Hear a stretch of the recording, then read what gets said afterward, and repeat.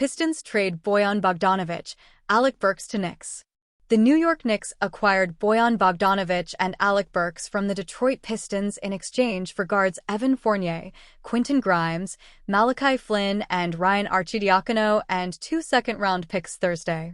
For New York, which is currently dealing with injuries to Julius Randle, Mitchell Robinson, and OG Anunoby, adding 2 veterans who can step into the rotation immediately will help bolster a team that is hoping to finish with a top 2 seed in the Eastern Conference.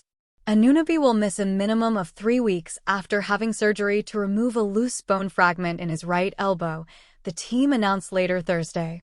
Bogdanovic, 34, averaged 20.2 points and was shooting 41.5% from three-point range for Detroit this season and will immediately step in as the team's starting power forward while Randle is out.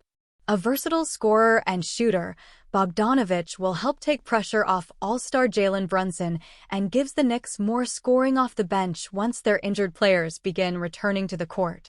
He also has a partially guaranteed deal for next season, giving the Knicks the option to either keep Bogdanovic on the roster or move on from him depending on their salary situation.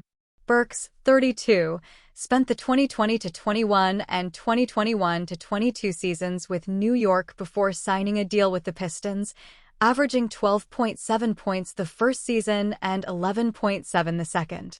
In 43 games for Detroit this season, Burks averaged 12.6 points while shooting 40.1% from three-point range on 5.7 attempts per game.